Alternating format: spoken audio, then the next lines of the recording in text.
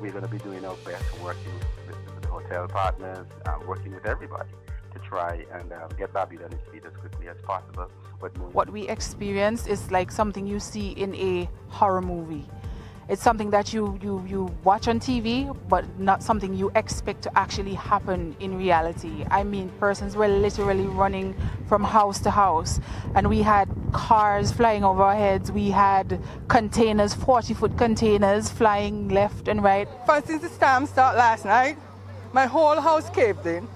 It was 7 of us, and all we had to do was to pray and call for help. But the firemen came to our rescue as soon as they could have come. I have to thank God for life.